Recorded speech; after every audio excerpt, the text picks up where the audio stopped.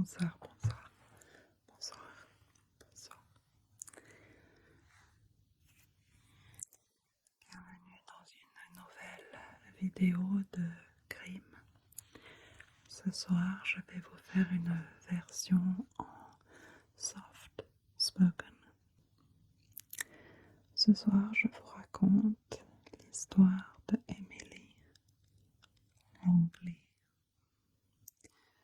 C'est une jeune fille qui est née en Angleterre et qui a déménagé avec sa famille en Nouvelle-Zélande alors qu'elle était âgée de 9 ans. Elle avait une petite sœur qui s'appelait Hannah. Quelques années plus tard, ses parents se sont séparés. Emily avait de la peine à poursuivre ses études correctement. Elle est retournée en Angleterre rendre visite à ses grands-parents qui vivaient dans un cottage près de Bournemouth. Et elle décida de commencer une nouvelle école, de s'installer là-bas avec eux. Elle avait 17 ans, c'était en 2010. Et elle a commencé une école pour avoir un diplôme en business. Elle travaillait également dans un magasin à temps partiel. Emily était une très belle jeune fille et elle démarrait également sa carrière en tant que mannequin. C'est ensuite qu'elle rencontre Elliot Turner, qui était âgé de 19 ans à l'époque. Il est né à Birmingham en 1991. Ils ont emménagé au sud de l'Angleterre en 2000 avec sa famille. Ses parents ont repris la bijouterie de ses grands-parents. C'était une famille qui avait de l'argent. Elliot a commencé l'université, mais il a très rapidement arrêté. La fête et les filles étaient sa principale priorité dans la vie. Elliot était connu pour fréquenter les boîtes de nuit et il aimait montrer son argent, acheter des bouteilles de champagne et de vodka. Il vivait chez ses parents qui lui fournissaient cartes de crédit, voitures de luxe, des montres très chères et autant d'argent qu'il le souhaitait.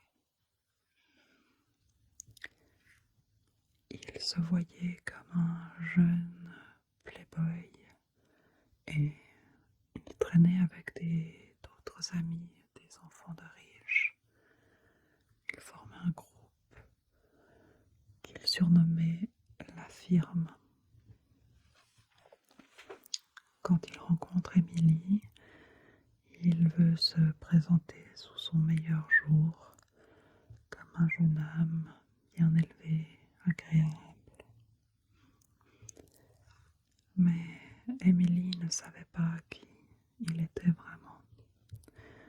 À l'âge de 16 ans, il avait reçu un avertissement de la police pour lui dire de se tenir à l'écart de son ancienne petite amie qui avait porté plainte car il l'avait harassée avec des messages, des emails suite à leur rupture. Lorsque cette fille l'a quitté, il a dit à ses amis qu'il l'étoufferait dans un oreiller. Cela ne faisait qu'à peine 2 mois que Elliot et Emily se fréquentaient quand Elliot a commencé à montrer son vrai visage. Ils sont partis en week-end romantique tous les deux sur l'île de Man. Et Elliot est tombé sur une photo d'Emily qui posait entre deux hommes torse nu pour un shooting professionnel pour sa carrière de mannequin. Il était fou de rage, fou de jalousie, et il s'est mis à détruire leur chambre d'hôtel. Emily lui a ensuite écrit une lettre pour lui dire qu'elle l'aimait, mais qu'il devait arrêter de dire qu'il allait la tuer, qu'il devait arrêter de parler sans cesse de ses ex-petites amies et qu'il devait se montrer moins agressif. Emily est repartie en Nouvelle-Zélande passer des vacances avec sa famille et ses amis. Et elle a posté des photos sur Facebook de ses sorties avec ses amis. Et quand Elliot a vu ça, à nouveau, il était furieux. Et il a dit qu'il irait fréquenter toutes les femmes qu'il pouvait avant son retour. Quand elle est rentrée, ils sont allés ensemble avec des amis dans un bar qui s'appelle le Bella Rosa. Ils se sont disputés et Elliot a soudain pris sa tête et l'a éclaté contre une table en verre. Il y a eu plus tard des images de vidéosurveillance qui montrent la scène. Un soir, Elliot avait cru que Emily avait rendez-vous avec un homme dans une boîte de nuit. Il prit avec lui un marteau et s'est rendu dans cette boîte pour parler avec l'homme, alors que Emily était chez elle à la maison en train d'étudier. Il est retourné voir ses amis. Il s'est mis à pleurer et il a avoué avoir tué Emily avec le marteau et qu'il avait caché son corps dans des buissons. Puis il s'est mis à rire et a dit que c'était une blague. Leurs amis ont dit à Emily ce que Elliot avait raconté et elle lui écrit un texte pour lui dire tu peux faire ce que tu veux, je ne reviendrai plus avec toi, je te déteste. Elliot pensait toujours qu'Emily fréquentait d'autres hommes et il l'a suivie alors qu'elle sortait un soir avec ses copines. Et il y eut ensuite encore une dispute où il essaya de la frapper au visage. Elle est sortie du bar et Elliot l'a suivie et l'a convaincue de rentrer chez lui, chez ses parents, pour discuter de tout ça. Le lendemain matin, Elliot s'est levé pour aller au travail et Emily dormait. Quelques heures plus tard, la mère d'Elliot est venue réveiller Emily, mais l'a trouvée morte.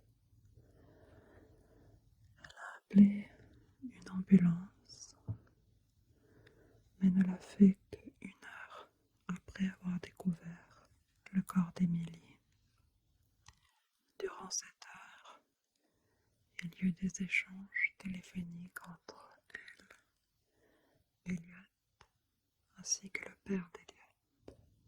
Ce n'est qu'à 9h45 qu'elle appelle l'ambulance. Il a plus tard été reconnu que l'heure du décès d'Emily remontait à 1 heure du matin. La police a tout de suite soupçonné Elliot, mais il n'y avait aucune preuve et les tests post-mortem n'avaient rien donné. Ils ont donc décidé de mettre des micros dans la maison de la famille Turner, chose assez rare qui est normalement réservée dans des cas de terrorisme. Néanmoins, ils ont pu entendre les parents d'Elliot échanger au sujet de la nuit de la mort d'Emily. Le père demande à la mère s'ils ont bien fait de détruire la lettre de confession d'Elliot. Et la mère répond oui. Les parents d'Elliot, Anita et Lee, ont essayé de couvrir le crime de leur fils. Mais Elliot avait laissé trop d'indices, trop de messages menaçants et avait parlé à trop de gens de son obsession et de ses pensées violentes. Liam Costello et de ses amis a dit que plus tard, Elliot était sorti et que sous l'effet de l'alcool, il avait dit que maintenant que cette pute était morte, il pouvait sortir avec toutes les poules qu'il voulait. Elliot faisait référence aux femmes qu'avec deux termes, poule ou pute. La mère d'Elliot a organisé des fêtes de soutien envers son fils, alors même que la police investiguait la maison suite au meurtre d'Emily. Le jour avant le meurtre, Elliot avait demandé à son ami Tom Crow comment il devrait tuer Emily. Ils ont parlé de lui mettre le feu à sa maison, de la noyer ou de l'étrangler. Les deux hommes se sont également entraînés à faire des clés d'étranglement. Elliot a demandé à son ami de tuer Emily avec un marteau, mais il a refusé. Emily a été étouffée avec un oreiller et la trace de son visage était imprimée sur le tissu avec son maquillage. D'autres traces de maquillage ont été retrouvées sur la chemise d'Elliot. Mais Elliot avait une autre version. Il a prétendu qu'il avait agi en autodéfense, que c'est Emily qui avait essayé de s'attaquer à lui, qu'il avait pressé son cou pendant 5 à 6 secondes pour la calmer, qu'il était sorti de la pièce, puis revenu se coucher et qu'elle dormait. Il prétend que Emily est morte dans son sommeil. Le jour de son arrestation, Elliot a été trouvé avec son passeport sur lui ainsi que des bagages qui avaient été préparés. Dans les enregistrements présentés durant le procès, on entend les parents d'Elliot discuter sur comment ils avaient détourné l'attention des policiers pour retirer la lettre qui était dans la poche de la veste de leur fils lorsque la police était venue inspecter la chambre. On entend également Elliot demander à ses parents s'ils ont bien éliminer toutes les preuves et les parents confirment qu'ils ont détruit la lettre avec de l'eau de Javel. Le père demande à la mère s'ils ont bien fait de détruire cette lettre où Elliot confesse avoir tué Emily. Et la mère répond que oui. Elliot dit alors que Emily a gâché sa vie. Et sa mère de le dire également. Oui, elle a gâché ta vie.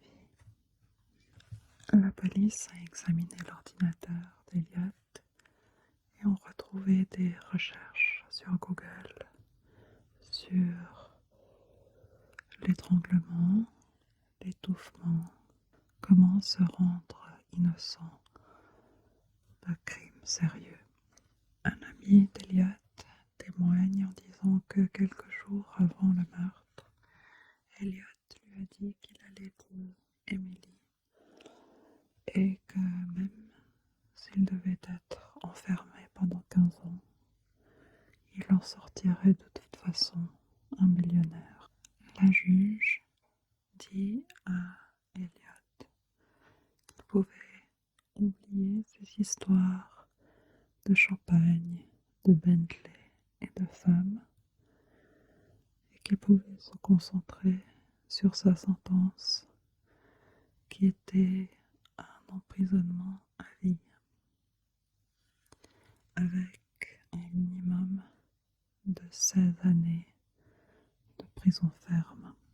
Votre arrogance durant votre relation avec Emily, ainsi que celle durant tout le procès, nous a fait froid dans le dos. Elle a dit que le meurtre avait été prémédité. Elliot répondit que c'était des conneries. Son père, bijoutier Lee Turner, 54 ans, ainsi que sa mère, une assistante dans le domaine de la santé qui avait 51 ans, ont aussi été jugés coupables d'avoir essayé de couvrir un meurtre. Ils devaient faire 27 mois de prison. Ils ont été libérés en 2013 après avoir fait seulement la moitié de leur sentence et sont retournés vivre dans la maison où Emily a été tuée. Anita Turner, la mère d'Elliot, est d'origine indonésienne et selon la loi en Grande-Bretagne, les personnes qui ont été emprisonnées durant au moins 12 mois doivent être déportées. J'espère que cette petite histoire en soft spoken vous a